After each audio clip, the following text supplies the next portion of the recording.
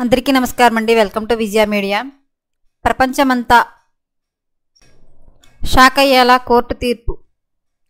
ఒకేసారి 15 మందికి మరణశిక్ష అప్డేట్ రావడం జరిగింది. సో దానికి సంబంధించిన పూర్తి డీటెయిల్స్ చెప్పడం కోసం నేను ఈ వీడియో చేస్తున్నాను. వీడియోని పూర్తిగా చూస్తేనే నేను చెప్పే సమాచారం మీకు బాగా అర్థమవుతుంది. అలాగే వీడియో నచ్చితే లైక్ ఇచ్చి నన్ను సపోర్ట్ చేయండి.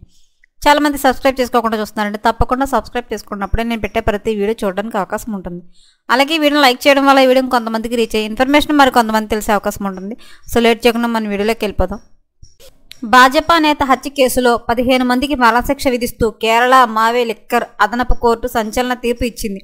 ఈ కేసులో దోషులంతా నిషేధిత PFI సంస్థకు చెందిన నిందితులలో 8 మందిపై హత్య అభియోగాలు, మిగతా వారిపై కుట్ర ఆరోపణలు రుజువైనట్లు కోర్టు తెలిపింది. వీరంతా శిక్షణ పొందిన కిల్లర్ స్క్వాడ్ అని, భాజపా నేతను ఆయన కుటుంబ కళ్ల ముందే అతి దారుణంగా చంపేశారని ప్రాసిక్యూషన్ పేర్కొంది. అత్యంత క్రూరమైన నేరంగా దీన్ని పరిగణించి దోషులకు గరిష్ట శిక్ష విధించాలని న్యాయస్థానాన్ని కోరింది.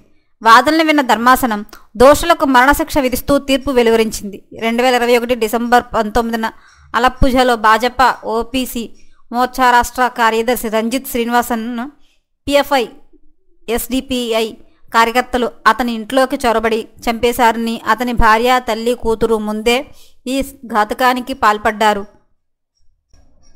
ఈ ఘటనపై దర్యాప్తు చేపట్టిన పోలీసులు కొందరిని అరెస్టు చేశారు. దీనిపై విచారణ జరిపిన అదనపు సెషన్స్ కోర్టు 15 మందిని దోషులుగా నిర్ధారించింది.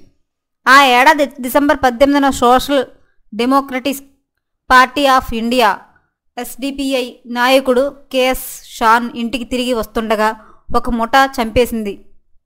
ఈ ఘటన జరిగిన కొద్ది గంటలకే రంజిత్ హత్య జరగడం అప్పట్లో తీవ్ర కలకలం సృష్టించింది. ఎప్పటికప్పుడు మరిన్ని అప్డేట్ల కోసం మన ఛానల్ తప్పకుండా సబ్స్క్రైబ్ చేసుకోండి. Thanks for watching.